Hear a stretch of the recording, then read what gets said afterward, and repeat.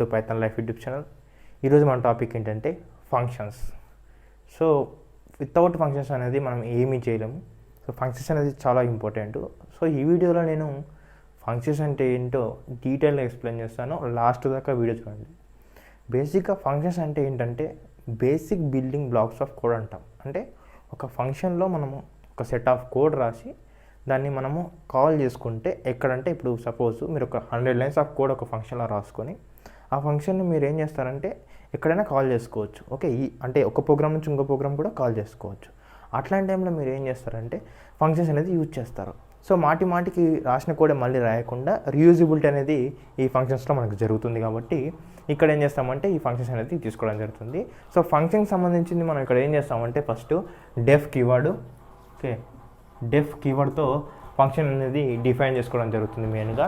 So మీరు ఇక్కడ చూసినట్లయితే డెఫ్ కీవర్డ్ దాని తర్వాత డెఫ్ ఇక్కడ ఫంక్షన్ నేమ్ తీసుకుంటాం.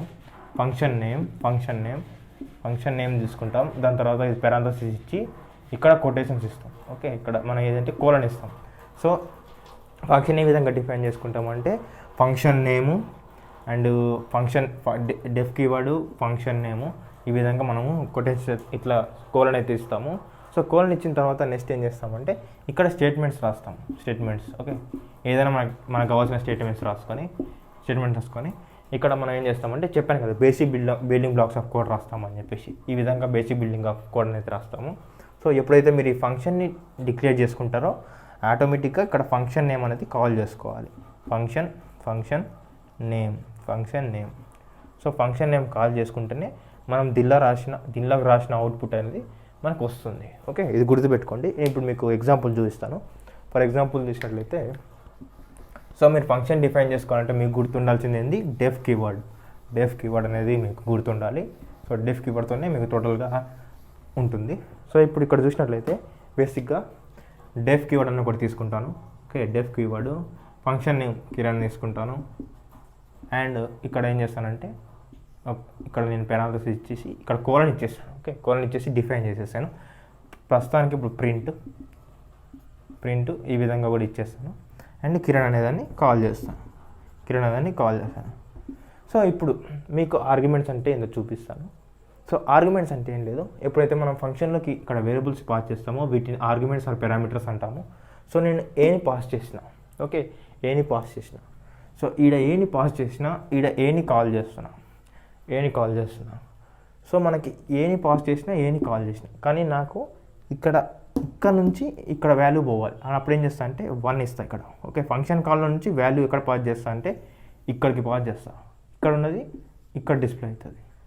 ఓకే, ఫంక్షన్ కాల్ నుంచి నేనేం చేస్తా అంటే ఇక్కడ వాల్యూ పంపిస్తే ఇక్కడ డిస్ప్లే అవుతుంది. సపోజ్ నేను ఇప్పుడు ప్రింట్ ఇక్కడ అవుట్పుట్ రన్ చేస్తే ఏమొస్తుంది అంటే నాకు 1 అనేది అవుట్పుట్ వస్తుంది. ఓకే, 1 అనేది అవుట్పుట్ వస్తుంది. ఇది డెఫ్ కీవర్డ్, ఇది ఫంక్షన్ నేము, అండ్ ఇది పారామీటర్ ఆర్ ఆర్గ్యుమెంట్ అంటాము. ఇది కోలన్తో ఎండ్ చేస్తాము. అండ్ మనకు ఫంక్షన్ లోపల స్టేట్మెంట్ ఉంటుంది. ఏదైనా స్టేట్మెంట్ రాసుకోవచ్చు, లాజిక్ అన్న రాసుకోవచ్చు, లేకపోతే రిటర్న్ అన్న రాసుకోవచ్చు, ప్రింట్ అన్న రాసుకోవచ్చు, ఏదైనా రాసుకోవచ్చు. దాంతోపాటు ప్రింట్ అనేది ఉంది కదా. సో ఇక్కడ మనకి కాల్ చేస్తున్నాం కదా, కాల్ చేసినప్పుడు ఈ 1 అనేది పాస్ చేస్తే ఇక్కడికి అవుతుంది. ఓకే, అదేవిధంగా ఒకవేళ ఇక్కడ మల్టిపుల్ పారామీటర్స్ తీసుకోవాలంటే బి, మల్టిపుల్ పారామీటర్స్ కావాలంటే నేను బీని కూడా ప్రింట్ చేసుకుంటా, వాల్యూ కూడా ఇక్కడ నుంచి పాస్ చేస్తా. నాకు అవుట్పుట్ ఈ విధంగా వస్తుంది. ఇది మల్టిపుల్ పారామీటర్స్ ఎట్లా పాస్ చేయాలనేది. సో మల్టిపుల్ వాల్యూస్ ఎట్లా పాస్ చేయాలని చెప్పేసి. ఓకే, సో ఇదే కాకుండా మీరేం చేయొచ్చు అంటే ఇక్కడ లిస్ట్ కూడా పాస్ చేయొచ్చు. ఓకే, సో లిస్ట్ కూడా పాస్ చేయొచ్చు. మీరు దాంతోపాటు ఇక్కడ ప్రింట్తో పాటు రిటర్న్ కూడా రాసుకోవచ్చు. రిటర్న్ ఉంటుంది. ఓకే, అసలు ప్రింట్కి రిటర్న్కి డిఫరెన్స్ ఏంటంటే ఇప్పుడు మీకు చెప్తాను. సో రిటర్న్ A+B కూడా తీసుకోవచ్చు. ఓకే, A+B కూడా తీసుకుంటే మనకి ఏమొస్తుంది అవుట్పుట్ అంటే ఒకవేళ మనకి 3 వస్తుంది. ఓకే, 2 + 1 3 కదా. సో మీకు ఫస్ట్ రిటర్న్కి ప్రింట్కి డిఫరెన్స్ ఏంటంటే ఇక్కడ రిటర్న్ అయిన ప్రింట్ ఎందుకు తీసుకుంటామంటే మనకి ప్యాకేజెస్ చూసి ఉంటారు. ఓపెన్సివి కానీ కింటర్ కానీ కొన్ని ప్యాకేజెస్ ఉంటాయి, పాండాస్ కానీ నంపై కానీ. సో బేసిక్గా మీకు డైరెక్ట్ కాల్ చేసుకుంటారు ఆ ఫంక్షన్స్ని. మీరు ఓపెన్సివి చూసినట్లయితే ఐఎమ్ షో అని చెప్పేసి, పాండాస్లో చూసినట్లయితే మనకి ఈజ్ నల్ అని చెప్పేసి అట్లా తీసుకుంటాం కదా ఫంక్షన్స్ డైరెక్ట్. సో ఆ ఇంటర్నల్గా ఏం రాసి పెట్టింటారంటే ఇట్లాంటి ఫంక్షన్స్ రాసి పెట్టింటారు. మనం డైరెక్ట్ ఈ విధంగా కాల్ చేసుకుంటాం కదా, సపోజ్ ఈ విధంగా కాల్ చేసుకున్నప్పుడు ఇక్కడ రిటర్న్ రాసినందుకు వల్లనే మనకు డైరెక్ట్ అక్కడ అవుట్పుట్ అనేది మనం ఇక్కడ యూజ్ చేస్తే అక్కడ వస్తుంది. ఇన్ కేస్ మనం ప్రింట్ రాసినాం అనుకో ఇక్కడ, సో ప్రతిసారి అన్నెసరీగా ఈ ప్రింట్ స్టేట్మెంట్ అనేది మన ప్రోగ్రాంలోకి ఎగ్జిక్యూట్ అవుతూ ఉంటుంది. సో అందుకే ప్రింట్ అనేది ఫంక్షన్స్లో రాయకూడదు, ఎక్కువగా రిటర్నే రాయాలి. ఇది ప్రింట్కి రిటర్న్కి సంబంధించింది. ఓకే, సో ఇది ఫంక్షన్స్కి. సో మీకు ఫంక్షన్స్లో నేను ఇంకా చూపిస్తాను ఇప్పుడు. సో మీకు arbitrary parameter and keyword parameters చూపిస్తాను అవి ఎట్లా ఉంటాయో. సపోజ్ ఆర్బిటరీ చూసినట్లయితే ఆర్బిటరీ ఆర్గ్యుమెంట్ ఇట్లా ఈ విధంగా ఉంటుంది. ఓకే, సపోజ్ ఇది డెఫ్ కిరణ్, ఇది ఒక ఫంక్షను. ఓకే, ఇది ఏ, నెక్స్ట్ ప్రింట్ ఏ కిరణ్ని కాల్ చేసి ఇక్కడ వాల్యూ అనేది 2 పాస్ చేసిన. ఒకవేళ నేను మల్టిపుల్ వాల్యూస్ పాస్ చేయాలనుకున్నాను అనుకోండి, 3 మల్టిపుల్ వాల్యూస్ పాస్ చేస్తే నాకేమవుతుందంటే ఇక్కడ దీనికి పాస్ చేస్తే మల్టిపుల్ వాల్యూస్ నాకు ఎర్రర్ వస్తుంది. ఏమవుతుందంటే it can accept to only 1 positional argument, why are sending this many elements అని అడుగుతుంది నాకు. అన్నప్పుడు నేనేం చేస్తాను అంటే, అప్పుడు చిన్న లాజిక్ ఏంటి లేదు, ఇక్కడ నేను స్టార్ ఆర్బిటరీ ఆర్గ్యుమెంట్ ఇచ్చేసి కోలన్ ఇచ్చేస్తాను. కోలన్ ఇచ్చేసి ఇప్పుడు నేను కిరణ్లోకి 1, 2, 3, 4 అట్లా ఎన్నైనా పంపించుకుంటా. ఓకే, ఎన్నైనా పంపించుకొని నేను రిటర్న్ చేస్తాను. నాకేమవుతుందంటే ఈ అన్ని ఎలిమెంట్స్ అనేది దీనిలోకి వెళ్ళి ఎట్లా స్టోర్ అవుతాయి అంటే టపుల్లో స్టోర్ అవుతాయి. ఓకే, టపుల్లో స్టోర్ అవుతాయి. ఈ విధంగా మనం ఏం చేస్తామంటే ఒకటే వేరియబుల్కి మల్టిపుల్ ఎలిమెంట్స్ అనేది స్టోర్ చేసుకోవచ్చు. నెక్స్ట్ కీవర్డ్ ఆర్గ్యుమెంట్స్ అని ఉంటాయి. సో కీవర్డ్ ఆర్గ్యుమెంట్స్ గురించి కూడా డిస్కస్ చేద్దాం. సో ఇది స్టార్ ఏ అని చూసిన కదా, ఇది ఆర్బిటరీ ఆర్గ్యుమెంట్స్ అంటాము. సో ఇక్కడ చూసినట్టయితే కీవర్డ్ ఆర్గ్యుమెంట్స్కి ఇక్కడ double star something variable name ఉంటుంది, ఏదైనా తీసుకోవచ్చు అక్కడ. సో అక్కడ చూసినట్లయితే డెఫ్ కిరణ్. ఓకే, ఇక్కడ కీవర్డ్ ఆర్గ్యుమెంట్ కోలన్ ఇచ్చేస్తున్నా. దాని తర్వాత ప్రింట్ ఏ ఇస్తా. దాని తర్వాత ఇప్పుడు కిరణ్ ఇక్కడ ఏం పాస్ చేస్తా అంటే నేను suppose name equal to Kiran. Okay, దాంతోపాటు comma age equal to 21. Okay, ఈ విధంగా పాస్ చేసి నేను కాల్ చేస్తే నాకేమవుతుందంటే ప్రింట్ చేసుకునేటప్పుడు నాకు డిక్షనరీ ఫార్మాట్లో నేము కీ వస్తుంది అండ్ కిరణ్ అనేది వాల్యూ వస్తుంది. ఓకే, ఏజ్ అనేది కీ వస్తుంది, 21 అనేది వాల్యూ వస్తుంది. ఈ విధంగా మనం ప్రింట్ చేసుకుంటాం. అంటే ఈ కీవర్డ్ వాక్స్ అంటాం, కీవర్డ్ ఆర్గ్యుమెంట్స్ అంటాం దీన్ని. ఓకే, ఈ విధంగా అంటాం. సో ఈ విధంగా అయితే అవుట్పుట్ వస్తుంది. ఓకే, ఇది ఫంక్షన్ సంబంధించిన వీడియో. సో నెక్స్ట్ నేను ఇవన్నీ కూడా మీకు అవుట్పుట్లు చూపిస్తాను, అంటే కోడింగ్లో అవుట్పుట్ చూపిస్తాను. ఈ థియరీ పార్ట్ మాత్రమే. ఓకే, ఇది ఫంక్షన్ అనేది చాలా ఇంపార్టెంట్. మీరు గుర్తుపెట్టుకోవాల్సింది ఏంటంటే ఫంక్షన్ ఏ విధంగా డిఫైన్ చేసుకుంటాం and function return, print and parameters ఎట్లా పాస్ చేస్తాం, ఎట్లా కాల్ చేస్తాం అని చెప్పేసి చూసినాం కదా. సో ఇది arbitrary arguments and keyword arguments కూడా చూసినాం. ఓకే, ఇదంతా కూడా నేను కోడింగ్లో చూపిస్తాను. సో పక్కా కోడింగ్ కూడా మిస్ అవ్వకుండా చూడండి. ఇందాక మీరు ఫంక్షన్కి సంబంధించిన థియరీ చూసారు కదా. సో ఇప్పుడు నేను టోటల్గా ఫంక్షన్కి సంబంధించిన కోడింగ్ చూపిస్తాను.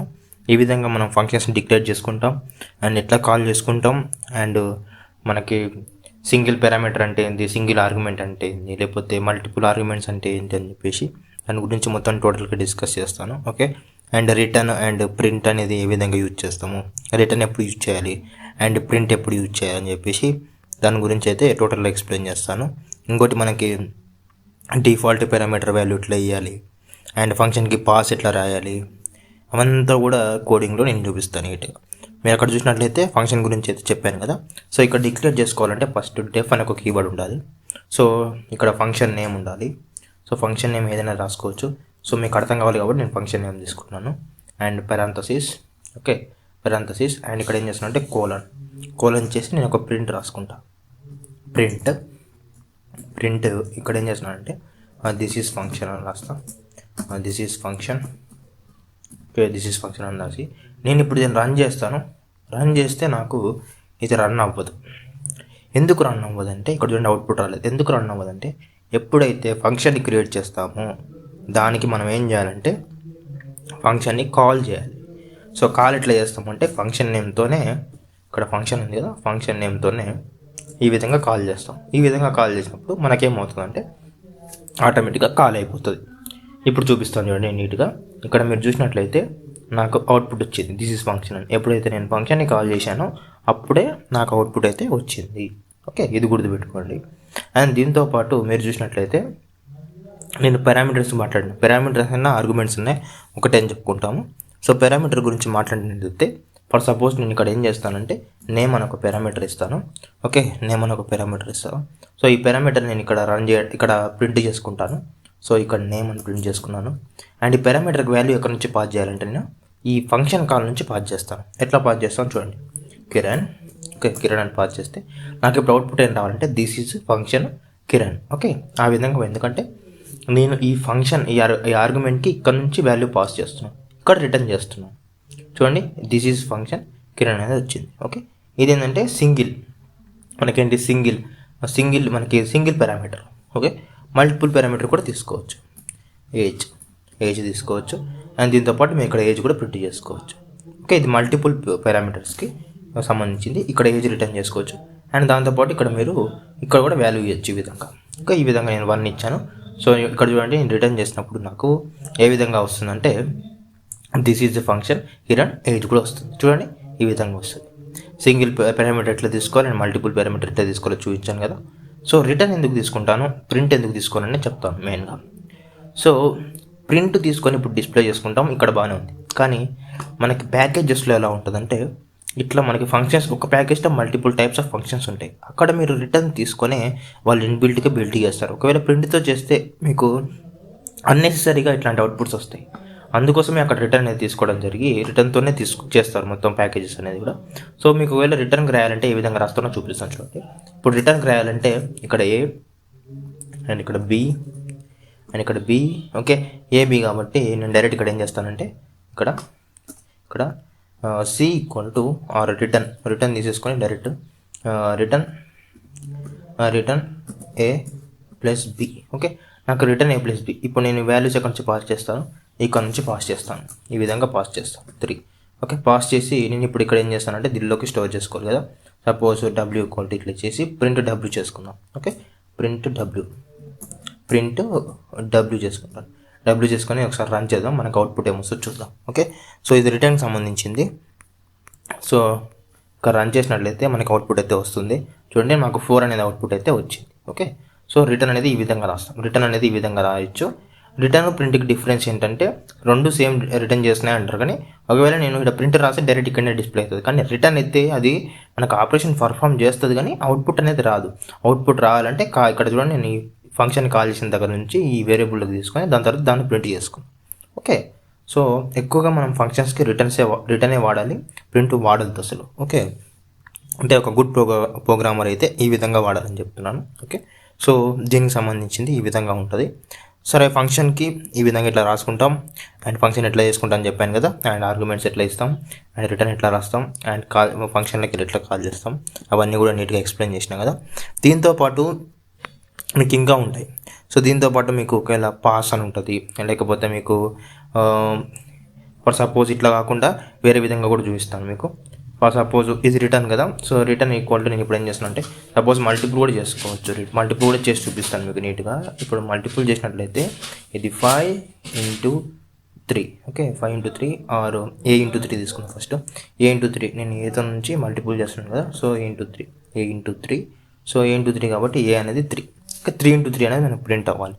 సో ఈ విధంగా ప్రింట్ చేసుకోవచ్చు, లేకపోతే ఈ విధంగా కూడా ప్రింట్ చేసుకోవచ్చు. ఈ విధంగా కూడా ఇప్పుడు సపోజ్ ఇట్లా ఉందనుకోండి, ప్రింట్ ఇట్లా కూడా ప్రింట్ చేసుకోవచ్చు. ఇట్లా కూడా ప్రింట్ చేసుకొని మీకు చూపిస్తాను. ఓకే, ఇట్లా కూడా ప్రింట్ చేసుకోవచ్చు. ఇప్పుడు రన్ చేస్తాను. ఓకే, రన్ చేస్తే నాకు ఆ 3 × 3 అనేది డిస్ప్లే కావాలి. ఓకే, 3 × 3 అంతా మనకు 9 అనేది డిస్ప్లే అయింది. ఓకే, ఈ విధంగా కూడా మనం ఇంటూ కూడా చేసుకోవచ్చు. రిటర్న్లో ఆపరేషన్ అనేది రిటర్న్ దగ్గర కూడా చేసుకోవచ్చు అనేది ఈ ఎగ్జాంపుల్ అయితే చెప్పాను. సో మీరు మీరు దానిలో చూసినట్లయితే ఇక్కడ పాస్ కూడా ఉంటుంది. ఓకే, పాస్ కూడా తీసుకుంటాం. ఓకే, ఈ పాస్ ఇస్తే మనకి ఏమవుతుందంటే రిటర్న్ నథింగ్ అని ఉంటుంది. ఓకే, ఏం రిటర్న్ చేయదు. ఓకే, మనకి పాస్ ఇచ్చేసాను.